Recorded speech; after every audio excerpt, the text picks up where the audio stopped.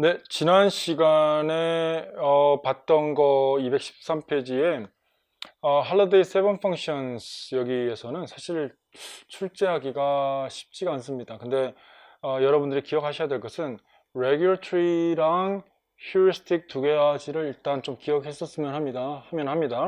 그 다음에 모든 언어 사용에 있어서 언어 사용에 크게 분류를 했을 때 이 4번과 랭귀지를 분류 측면에서 말씀을 드립니다. 언어는 기능적 functional language use이다 라고 하는 것을 기초로 했을 때 크게 하나는 친교의 목적이 있는 interaction 혹은 똑같습니다. personal적인 language use를 하는 것. 이것은 뭡니까?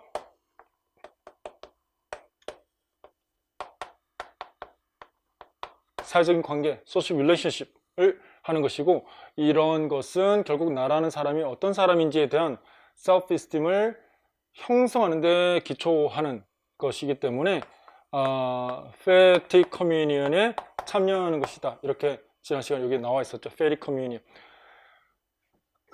그 다음에 여기에 이 한 분류가 있고, 자, 나머지는 전부 다 Transactional Language Use를 기초하고 있는 겁니다. 됐죠? 정보 전달, 여기 Convey Information, 정보 전달의 목적이 있다는 겁니다.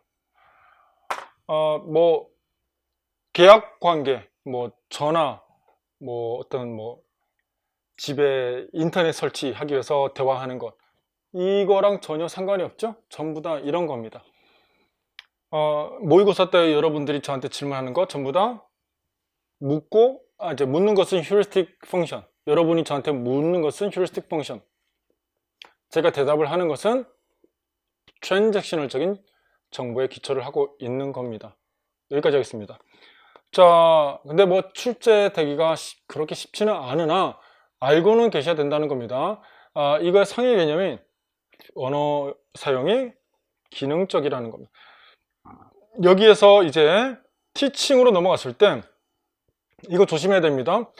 Notional Functional Syllabus라는 거예요. 언어를 가르칠 때 교수법을 얘기하는 것이 아니라 실러버스를 말을 하는 겁니다. 실러버스는 무엇을 가르친다는 겁니다. 근데 여기에 영국과 미국이 사용이 되는 것이 달라요. 영국에서는 미국에서 말하는 커리큘럼의 의미로 실러버스를 사용합니다.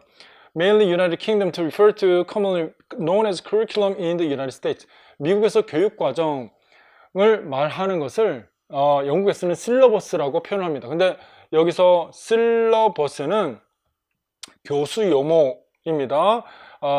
가르치는 내용이 grammatical 적인 실러버스, task based 실러버스, lexical 실러버스 많이 있습니다. 근데 여기서는 functional 실러버스가 탄생하게 되는 거다는 겁니다. 여기에 structural 실러버스라는 말이랑 grammatical 실러버스라는 말이랑 똑같은 말입니다. 과거의 오디오링걸 메서드 같은 경우에는 이것을 기반으로 하고 있는 겁니다. 가르치는 목적이 내용물이 교수 요목이 structural 실러버스이다는 겁니다. 자, 그래서 이런 것들이 뭐냐라고 했을 때 펑션의 사례들이겠죠. 시험에서는 이런 걸 주고 이것을 위배했다 안 했다 이렇게 따지게끔 물을 겁니다. 소개하기, 개인적인 정보 제공하기, 사람 묘사하고 뭐 아이덴티파이 하기, 초청에 응하기, 거절하기 등등. 이게 2015 교과정에 나왔을 때 보면은 뭐 토픽과 뭐 여러 가지 나와 있는데 그 중에 뭐 기능해서 뭐하기 1과부터 쭉 열거해 놓은 게 교과서의 첫 차례를 보게 되면은 기능적 언어 사용에 대해서 상당히 많이 나와 있습니다. 자기소개하기, 뭐하기, 친구와 갈등 해소하기, 반드시 있죠. 첫 뭐 신학기 가면은 make new friends, 새로운 친구 만들기.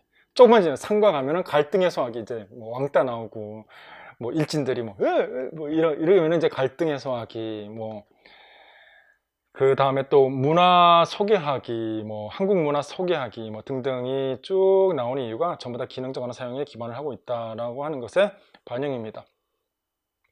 자, 그 다음에 넘어가시면은 Interactional Competence 이 부분은 자 이제 그 대화 분석과 뭐 이런 여러 가지 종합적으로 이제 가게 되는 건데 여기 인터랙션을 한다라고 하는 그 인터랙션의 요소를 보게 되면은 일단 몇 가지만 강조하겠습니다. 뭐 대화 참여하는 사람의 상황이 뭐 어떠한지, 친한지, 위치나 이런 것들, 젠더 이런 것들은 그 대부분 포멀리티에 대한 증거가 될 때가 많습니다. 얼마나 친한지 안 하는지, 위치가 어떠한지, 소셜 클래스가 어떠한지, 젠더가 어떠한지 이런 것들은 포멀리티를 결정하게 되는 요소입니다. 상황입니다. 상황. 그 다음에 레지스터도 마찬가지로 얼마나 캐주얼한가라고 하는 부분, 인티밋한가 이런 것들도 마찬가지로 포멀리티에 대한 건데 레지스터는 좀 더 포괄적입니다. 뭐라고 했습니까? 포괄적이에요. 언어 스타일이 리튼인지 스포큰인지 아니면은 전문가 집단에서 사용하는 어떤 터미널리지 중심의 자건에 대한 이해를 기반으로 하고 있는 것인지 이런 것들이 언어 사용력이라고 하는 레지스터를 말하는 겁니다. 여러분 레지스터는 소셜 링귀스틱 컴피턴스의 한 구성 요소입니다. 다시 레지스터는 소셜 링귀스틱 컴피턴스를 이제 구성하고 있는 한 요소이다라고 하는 거 기억하셔야 되겠습니다. 레지스터 안에 포멀리티가 들어가 있는 것이고요. 지식 수위 조절 잘 하셔야 시험에서 엉뚱한 답을 안 씁니다. 레지스터가 포멀리티를 포함하는 겁니다. 포멀리티. would you mind라고 해서 표현하는 거랑 can I have a cup of coffee라고 하는 거랑 포멀리티가 뭡니까? 누구와 대화하느냐에 따라서 다르겠죠. 그런데 뭐 대화에서 사용해야 되는 것과 편집글에서 사용해야 되는 것이 사실 다른 것 이런 것들이라든가 아니면 자건 사용의 적절성 뭐 자건은 너무나 많죠. 분야별로 뭐 방송 용어, 군대 용어, 교육 용어 다 분야마다 사용되는 의학계에서 사용되는 것들 다 용어가 있기 때문에 그런 것들이 이제 고려돼야 된다는 겁니다. Selection of forms in modes of meaning 적절한 언어 사용의 기능적 적절성 자 내포된 자기가 의도하는 것을 제대로 표현할 수 있는 것인지 못하는 것인지 이것도 마찬가지로 기능적 언어 사용의 측면에서 말을 하는 것이고요. 중요한 것은 스피치 액트가 무엇인지 개념을 잘 이해하시면 되겠습니다. 언어 사용은 행동을 하는 것이다. 언어를 통한 행동이다. 의사소통의 목적이다. 그 목적은 이러한 것들이 그 사례들이고요. 시험은 의외로 간단합니다. 너무 복잡하게 생각하지 않아야 됩니다. 스피치 액트가 언어는 기능적인 정확한 통사 구조를 갖추고 있는 행위가 아니라 구체적인 발화의 숨은 의도, 행위가 있는 것이다. 그것을 기반으로 하고 있는 퍼포먼스이다. 스피치 액트이다. 턴 테이킹이 있는 것이며 리페어 좀 강조하고 싶습니다. 의사소통을 할 때는 반드시 미스커뮤니케이션이 반드시 수반됩니다. 모국어를 사용하는 상황에서도 리페어를 해야 되는 상황이 있습니다.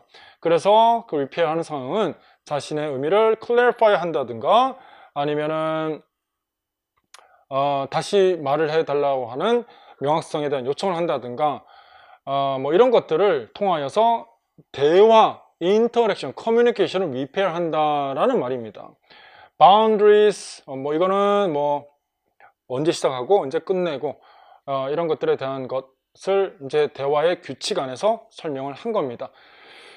자, 이 정도 참고로 알고 계시면 되겠고요. 시험에서는 적용되기가 글쎄요 쉽지는 않을 수 있습니다. 자, 뭐 이 정도 말씀을 드리고 대화 분석 들어가 있습니다. 대화 분석에 대한 내용은 자 여기에 Interactive communication is a single sentence. We string sentences together in interrelated cohesive stretch of discourse. 자, cohesive stretch of discourse라고 했는데 여러 개의 일련의 문장이 연결된 집합체이다 라고 하는 거입니다. 그런 것들에 대한 연구인데 자, Our discourse is marked by exchange with another person or persons in which the sentence or sentence spoken by one participant followed and built upon by sentence spoken by another. 그냥 여러 개의 series of sentence, inter-sentence relationship이 있다는 말입니다. 자, 여기에 지금 이거 이게 디스코스라는 말입니다. 이거 하나하나가 다 디스코스라는 말이에요. 그냥 넘어가셔도 좋고, 근데 한 문장으로 되지 않는다는 거예요. 근데 여기에서 이 단어만 좀 강조할게요. presupposition. 여기에 보게 되면은 두 사람의 대화가 의미가 명확하게 상대방의 의미를 의도하는 바를 정확하게 이해하고 있습니다. Got the time? 10, 20, 15. 시기가 있냐라는 말로 이해할 수도 있죠. Got the time? 근데 여기는 몇 시입니까? 라고 하는 것을 정확하게 이해하고 시간을 알려주고요. Bad day 하니까 Don't get me started. 이미 진짜 이 사람이 하루 일진이 안 좋구나라는 것을 알고 있다입니다. 이것은 두 사람이 서로 상황에 대한 전제하는 공유하는 지식이 많기 때문에 서로의 발문이 각각 참인 것을 전제로 대화를 하고 있다는 겁니다. 항상 presupposition이라고 하는 내용은 언어에 있어서 디스코스 컴피던스에 있어서 코헤런스가 올라가는 이유인 겁니다. 맥락의 상황적인 공유가 이루어져 있기 때문에 두 사람은 커뮤니케이션을 하고 있게 되는 겁니다. presupposition 강조합니다. 다음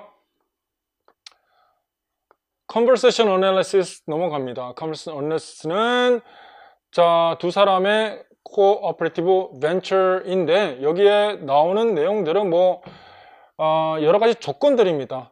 먼저 attention을 대화에 있어서 L1 사용과 L2 사용처럼 L1도 마찬가지로 대화의 규칙이 있다라고 하는 것을 전제로 이야기를 하는 겁니다. 먼저 어떤 것을 이야기를 할 것인지 attention을 잡아야 되겠죠. 그냥 누가 처음 만나자마자 돈 좀 구워줘 라고 얘기를 하지 않죠. attention을 불러일으킨 다음에 대화의 주제를 선택하고 그 토픽을 이렇게 디벨롭 한 다음에 그 과정에서 계속적인 턴 테이킹을 한다인데 사실은 이 두 과정이 굉장히 중요하죠. 토픽을 디벨롭하고 턴 테이킹 하는 것은 기능 중심의 사용입니다. 이걸 잊지 않아야 되겠습니다. 리퀘스팅 하기 위해서 리퀘스팅 전 단계에서 프리 단계가 있겠죠. 프리 리퀘스팅적인 어떤 시퀀싱이 있고 난 다음에 내가 요즘 좀 어려워. 최근에 직장을 실직을 했었거든. 좀 어려워서 은행에서도 대출이 안 되네.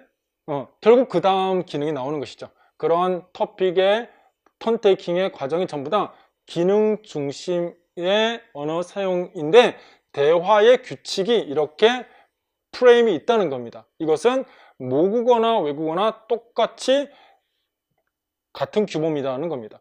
그 다음에 뭔가 오해가 있을 때 리페어를 하고요. 그 다음에 인터럽팅 한 다음에 토픽을 끝내는 거겠죠. 영원히 대화를 하는 거 그런 데는 없죠. 토픽을 적절하게 마감시키는 것 이런 것도 전부 다 언어 사용에 있어서 기능적 언어 사용의 능력이다 이렇게 볼 수 있겠습니다. 스타일 이거는 모르셔도 됩니다. 왜 몰라도 되냐라고 하면은 시험 범위에 벗어나는 거기 때문에 그래요. 동양과 서양의 화법의 차이 아리스토텔레스의 어떤 화법과 어떤 공자의 화법이 직설적이냐 돌아가느냐 오르토리적이냐 딜리브리하게 이렇게 직선으로 가느냐 대화를 이렇게 가는 게 있고 대화를 하면 이렇게 직접적으로 이렇게 바로 들어가는 거 이런 것들에 대한 차이점을 이제 얘기하는 거기 때문에 굳이 이야기 깊이 보지 않으셔도 됩니다.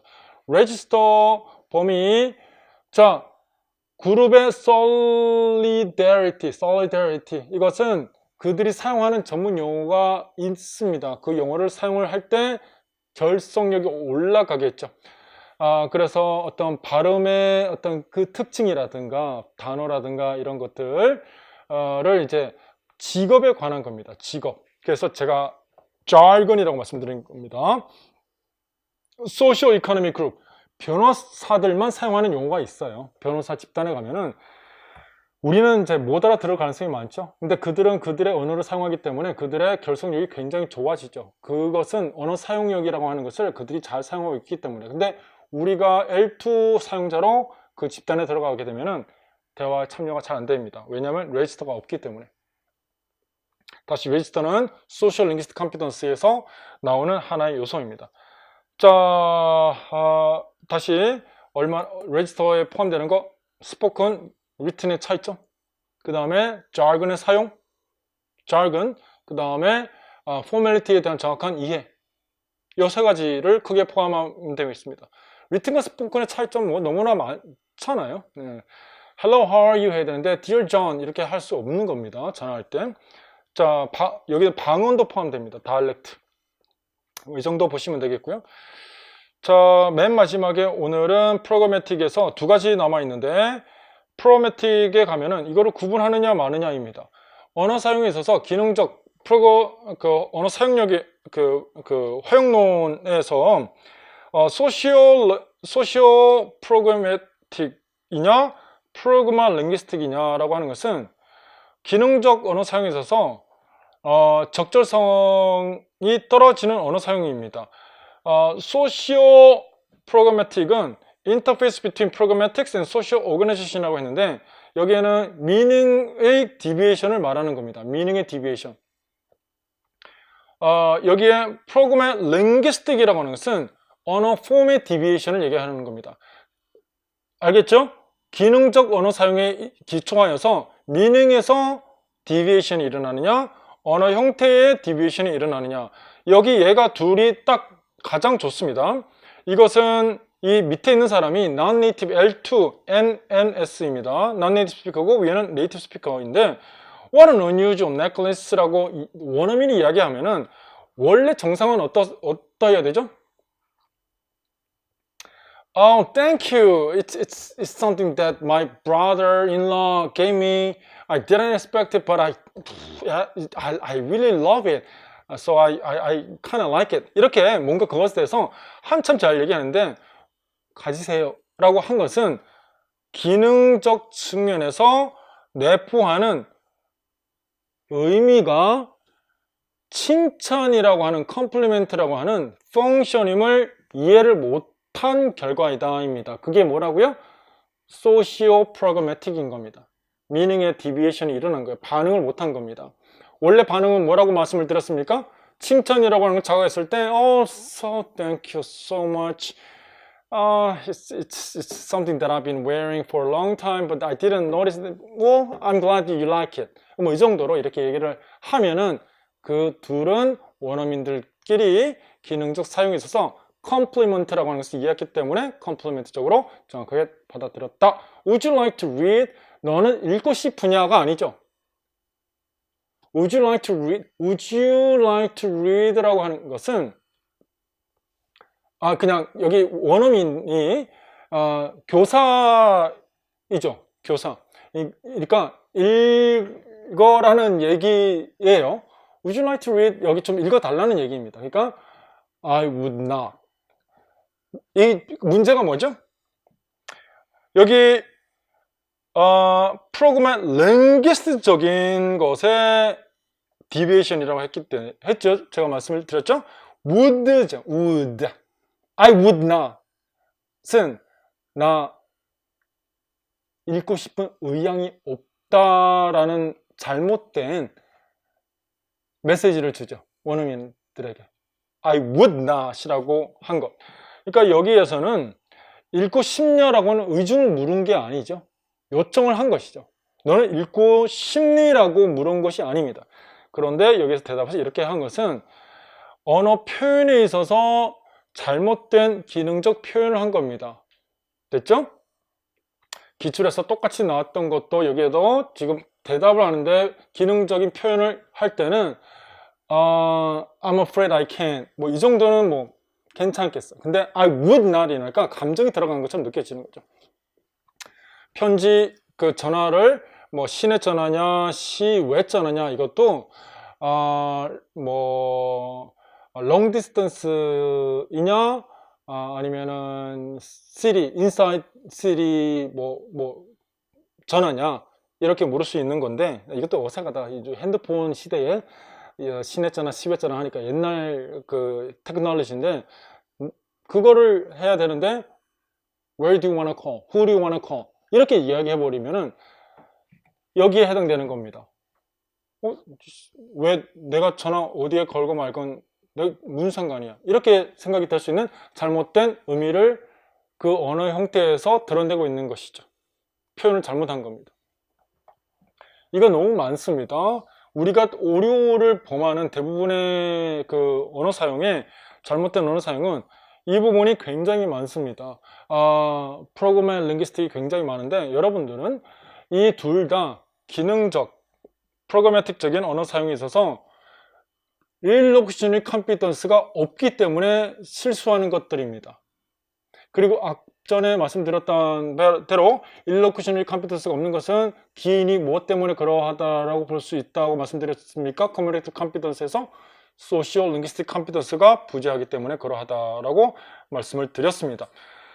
자, 여기 일로쿠셔널 폴스에 대한 의미를 못하기 때문에 맥락 안에서 무슨 말인지 미스언더스탠드 하고 있다라고 설명하고 있는 겁니다. 그래서 non-native 스피커는 일로쿠셔널 컴피턴스를 폴스를 이해를 못한다라는 말은 그 언어에 어떤 기능이 있는지 의도가 무엇인지 모른다라는 말이에요.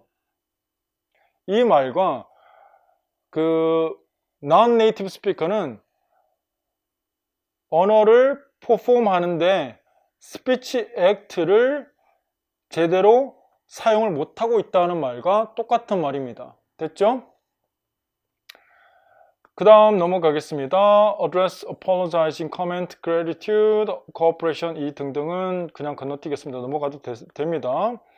자, 교수법 넘어가겠습니다. 코퍼스 여기도 의사소통 능력에 대한 정체를 파악하기 위해서 따지다 보니까 지금까지는 정확적으로 따졌는데 이제 정량화된 정보가 탄생하게 됩니다. 컴퓨터가 발달하면서 코퍼스라고 하는 데이터가 만들어집니다.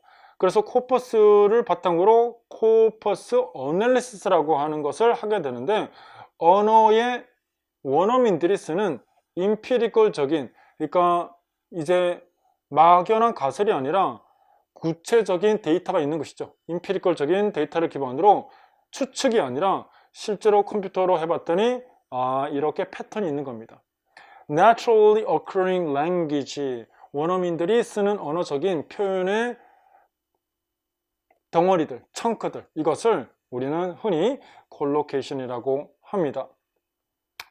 그래서 어떤 특정 상황에서 사용되는 언어의 다양한 그런 특징들이 모여있는 데이터 덩어리를 코프라라고 칭한다입니다.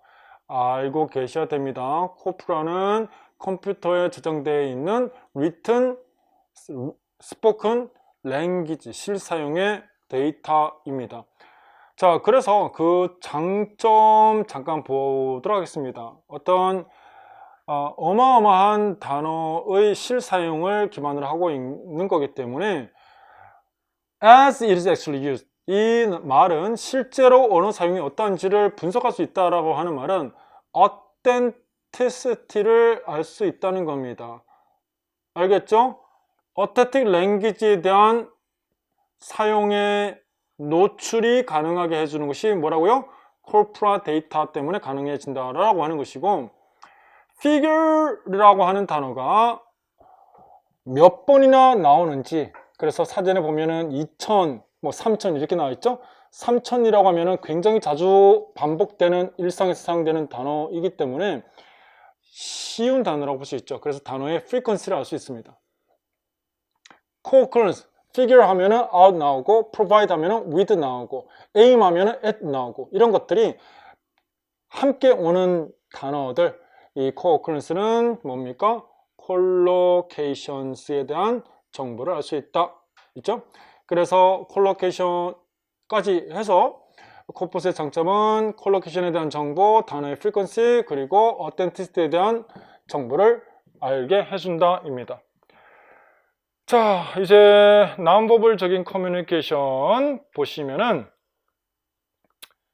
non-verbal적인 요소만 보겠습니다. non-verbal적인 것은 지금까지는 verbal적인 것만 이야기를 했는데 의사소통에 있어서 non-verbal적인 것도 의사소통의 한 능력이다라고 하는 거예요. 여기 노란색에 대한 중요한 부분인데 굳이 글쎄 여기 수업 시간에 다루지 않겠고요. 자, kinesics, 여기는 자, 어떤 body language, gesture 같은 거 우리가 사용하는 것과 미국인이 사용하는 것들이 너무 다르죠. kinesics는 body language gesture입니다. 어떤 의미를 말하는 것인지 clearly interpretive way. 자,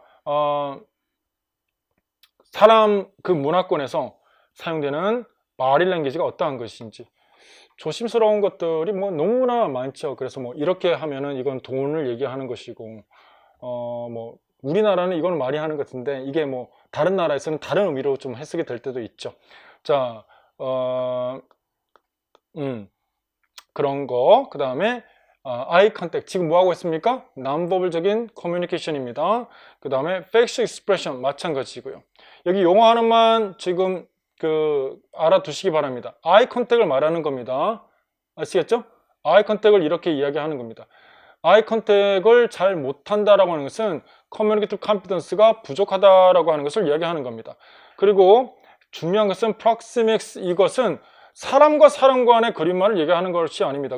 calculated acceptable distance proxemics for public social consultative personal intimate discourse라고 했는데 물건도 포함이 됩니다. 물론 대부분 사람이지만 물건에 대한 어떤 거리감이나 이런 것들도 사실 차를 생각하시면 되겠어요. 우리나라는 차가 너무 가까워요. 인도를 걷고 있는데 차가 옆에서 백밀러를 저를 한번 치고 갔던 적이 있어요. 여기를 툭 치고 갔는데 Excuse you, dude? 뭐 인사도 안 해. I'm sorry, 괜찮으세요? 이것도 안 해. 그냥 툭 치고 자연스러운 거예요. 사실 굉장히 스트레스거든요. 그런 것들이 미국인들 같은 경우에는. 그래, 편안함을 느낄 수 있는 거리가 뭐라고요? proxemics인데 이것들이 역시 non-verbal적인 communicative competence입니다 라는 거예요. 지나치게 가까이 가면 안 된다는 얘기예요. 가까이 가면은 굉장히 불편하죠. 그러니까 여기 나오네. 이제 데스크, 퍼니처 이런 등등도 어떤 proxemics에서 포함되는 겁니다. artifacts, 도구에 대한 사용도 마찬가지로 그 사람이 뭐 귀걸이를 한다든가 이런 것들이 어떤 의미를 포함하고 있는 것인지. kinesics랑 kinesthetics 조심하셔야 됩니다. 뭐 손을 댄다든가 몸을 움직이는 것 이런 전반적인 것이 kinesthetics입니다. 터칭을 전반적으로 이야기를 하는 겁니다. 이 말은 똑같이 haptics라고 하는 말로도 사용이 되는데 이게 만약에 사용되면은 kinesthetic이 있으면은 사실 이거는 사용이 안 되겠죠. 근데 둘 다 똑같은 거라는 겁니다. non-verbal적인 커뮤니케이션이다 인데 non-verbal적인 커뮤니케이션 항상 여기에 대부분 나오는 것들은 문화적인 것을 기초로 하고 있다입니다. 아시겠죠? 문화적인 것을 기초로 하고 있다. misunderstanding, non-verbal communication. 터칭, 우리 이렇게 뭐라더라? 매너손 이렇게 해서 하는데 이것도 사실 우리 문화의 키네스테틱적인 하나의 요소인데 문화를 기초로 하고 있는 거라고 보시면 되겠습니다. 터칭에 대해서 좀 조심스러워하는 이렇게 매너이다 라고 이렇게 해석을 하는 것이죠. 외국인들은 전혀 이해를 못합니다. 그냥 이렇게 하면 되는데 그게 관계에 있어서 특별히 그런 것들을 오해할 만한 것이 아니면은 오히려 그렇게 하는 게 불편해 할 수도 있습니다. 문화마다 다른 거겠죠. 자, 이 장에서 가장 중요한 부분입니다. 결국 이 말 하려고 하는 거예요. 커뮤니케이티브 티칭을 해야 된다라고 하는 것은 지금까지 말했던 것이 언어의 정체가 기능적 사용이며 커뮤니티 컴피턴스인데 교수는 linguistic language teaching이 아니라 communicative language teaching을 목표로 해야 된다라고 하는 것이고 이것은 접근법에 대한 것이다. 전부 다 이야기하는 것이 네이처에 관한 것이지 communicative language teaching이라고 하는 것은 본질적으로 접근법에 대한 것이다. umbrella라고 돼 있죠. umbrella라고 하는 말은 CLT라고 하는 거에서 수많이 다르게 해석이 될 수 있다라는 말입니다. 여기 CLT라고 하는 접근법을 기초로 언어가 티칭이 되어야 되며 그 하부 단계에 있어서 수많은 교수법적인 해석이 있을 수 있다라고 하는 겁니다. 접근법이고요. CLT는 교수법이 아니라 교수법적인 본질적인 접근법을 말하는 겁니다. 접근법이랑 교수법이랑은 어떤 내용하는 논하는 수위가 다릅니다. 언어가 무엇이다라고 하는 본질적인 차원의 설명을 이야기하는 것이 어프로치라고 하고요. 교수법은 어떻게 가르쳐야 된다라고 하는 교수 절차를 구체적으로 언급을 하는 겁니다. 그래서 methodological approach에 대한 것의 엄브렐라 텀이다. 큰 상위 개념이다. 이렇게 이해하시면 되겠습니다. 자, 이것은 너무너무 중요합니다. CLT에서는 자, 먼저 커뮤니티 컴피던스는 그래머티컬, 링귀스틱적인 것에 국한되지 않고 커뮤니티 컴피던스를 목표로 하고 있는 것이며 프래그매틱적인 언어 사용, 그리고 진정성이 있는 언어 사용, 기능적 언어 사용, 이게 다 시험 범위예요. 유의미한 언어 사용, 이런 것들이 위배됐느냐 안 됐느냐, 이런 것들을 구분해내는 것이 여러분들의 목표입니다. 이거 전부 다 사실 같은 건데 어디서 시험에서 어떻게 통제하느냐가 결국 내 생각대로 풀지 않아야 된다라고 하는 말로 이해하시면 되겠습니다. 오거네이션 컴피던스, 이거는 뭡니까? 위에서는 커뮤니티 컴피던스, 밑에서는 랭귀지 컴피던스를 말하는 거예요. 모든 이런 구인이 다 갖춰져야 된다는 겁니다. 처음에 여기는 커뮤니티 컴피던스, 여기는 랭귀지 컴피던스를 말한 겁니다. 아시겠죠? 언어 사용에 있어서 전부 다 랭귀지 컴피던스, 여기는 커뮤니티 컴피던스. 오거네이제이션을 랭귀지를 했기 때문에 밑에서는 그죠? Organizational Language Form이 아니라 Not the Central Focus라고 하는 말은 위에서 말하는 프로그래매틱적인 것이 중심이 되어야 된다. 최종적인 궁극적인 목표가 되어야 된다. 이 말은 일러쿠셔널적인 컴피던스를 배양시키는 것이 CLT의 최종적인 목적이다. 따라서 무엇을 시켜야 된다? 인터랙션을 경험하게 해야 되는 겁니다. 상호작용을 경험하게 돼야 됩니다. 따라서 과업을 줘야 되는 것이고요. 자, 유창성이 먼저이고요. 그 다음에 모든 언어 사용은 한번 해보지 않은 unrealistic context에서 대화를 경험하게 하는 거이다는 겁니다. 자, 이 부분은 뭐 많은 내용을 이제 이야기하고 있지만은 커뮤니케이션에 있어서 자, 뭐 이것만 좀 강조하겠습니다. 텔레비전, 오디오, 리코딩 등등등 이런 것들을 테크놀로지를 사용해서 가지고 오는 모든 상황들이 unrealistic communicative context라고 이제 얘기를 되어 있는데 이런 것들이 전부 다 authentic resource입니다. authentic language input에 대한 resource라고 보시면 되겠습니다. 여기에 뭐 인터넷, 비디오 등등 텔레비전 이런 것들이 전부 다 unrealistic context에서 의사소통에 대한 맥락을 제공한다인데 CLT에서는 상당히 authentic language에 대한 노출이 근본적인 교수적인 목표입니다. 자, 여기 앞전에 Notional Functional Syllabus에서 펑션에 대한 내용을 했는데 여기에는 여러분 착각하시면 안 됩니다. Task Based Language Teaching 이라는 말은 여러분 주목 교수법입니다. 메소돌로지입니다. 알겠죠? CLT라고 하는 거에서 하나는 PPP라고 하는 모델이 인지적인 모델이 있고 또 하나는 TBI 혹은 TBLT라고 하는 교수 방법이 있고요. 여기에 지금 조심해야 되는 것이 이 교수 방법에는 과업의 성취가 그 궁극적인 목적인데 그 목표는 이거는 외우셔야 됩니다. 미닝 중심이며 다분히 모든 언어 사용의 학자의 언어 사용은 미닝 중심이며 그 다음에 문제 해결이 목적이라는 겁니다. 언어의 뭐라고요? 정확한 사용보다는 문제 해결이 목적이기 때문에 학습자들 간에는 콜래버티브적인 언어 어떤 그 협업이 있다라고 하는 거. 그 다음에 real world activity라고 하는 말은 언어 사용의 유스가 authentic하다는 말입니다. 의사소통 한다는 말이에요. 실제 언어 사용과 유사성이 있다는 말입니다. 그 다음에 목적은 outcome이다 라고 하는 말은 앞에 communicative라는 말이 붙어 있어야 됩니다. communicative outcome. 이 커뮤니케이티브 아웃컴은 뭐 어떤 것이 있습니까? 신문 만들기, 뭐 리포트 완성하기, 아니면은 뭐 그 과업들, 뭐 문장을 순서대로 정하기, 직소 같은 경우에는 모든 정보를 합쳐서 스케줄표 완성하기 이런 것들을 이야기를 하는 겁니다. 자, 그래서 여기에 넘어갈 때 여기까지가 교수법의 특징이고요. 페다고지컬에서 타겟 태스크와 페다고지컬 태스크, 이것은 실러버스입니다. 여러분 아시겠죠? 이렇게 분류하는 것은 실러버스예요. 이 둘은 가르칠 때 무엇을 가르칠 것인지에 대한 측면에서 항목을 이야기하는 겁니다. 잘 들으세요. 여기에 모든 것들은 이런 실제 언어 사용을 경험하게 해주기 위해서 어떤 과업들을 사용할 것인지에 대한 것을 취사 선택, 선별하기 위한 과정에서 먼저 뭘 해야 될까요? 니즈 언레스를 분석합니다. 이거는 다음 달에 나옵니다.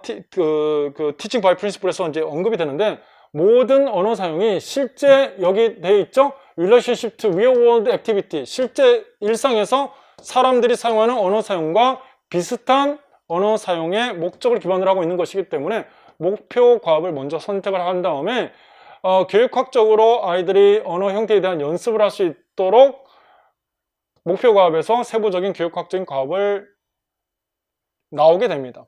이 부분 둘 다 이것은 태스크 베이스드 실러버스라고 하는 겁니다. 이 둘을 합쳐서. 알겠죠? 당연히 이거 둘은 요구 분석에서 나온다라고 하는 거 언급해 드렸습니다. 실러버스, 메소달러지. 실러버스, 메소달러지. 이거 지금 분류를 이렇게 해서 선생님들이 이걸 교수법으로 이렇게 이해하는데, 이거는 엄밀히 말해서 이론적으로 실러버스를 얘기하는 겁니다. 타겟 목표 과업이냐 교육학적 과업이냐, 이거에 대한 구분은 실러버스에 대한 겁니다. 헷갈리지 않으셔야 됩니다. 자, 그 다음에 태스크의 컴플렉시티, 굉장히 중요합니다. 이것에 대한 사실 구분이 이거입니다. 난이도가 얼마나 복잡하냐에 따라서 너무 지나치게 복잡하면 언어학습이 사실 불가능할 때가 있습니다. 학습자의 발달 단계적으로 아이가 그것을 학습할 수 있을 준비가 안 돼 있을 경우, 혹은 근접 발달 영역이라고 하는 건 뭡니까? 어느 정도 협업을 통하여서 혼자 할 수 없는 것을 협업을 통해서 할 수 있는 적절한 도전적 과제여야 되는데, 그게 너무 어려워요. 링귀스틱적으로. 또 정보 처리가 복잡해. 유틸리티, 어떤 이게 정말 할 만한 그런 과업들이 어떤 유용성이 있는지 상황적인 것들이 고려되어서 아이들이 할 수 없을 만한 난이도면은 뭡니까? 수정을 합니다. 어떻게? 교육학적으로. 아시겠죠?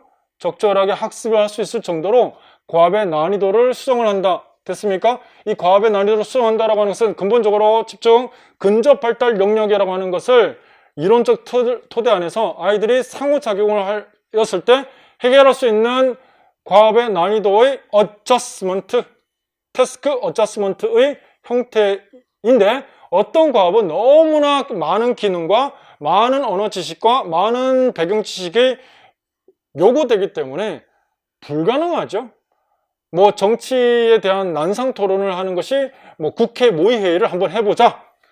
뭐 나사의 그 화성인을 우리가 어떻게 쏘아서 올릴 것인가, 우리 오늘 결정하기, 디시전 메이킹하기, 나사 우주에 대한 내용도 모르는데 불가능하겠죠.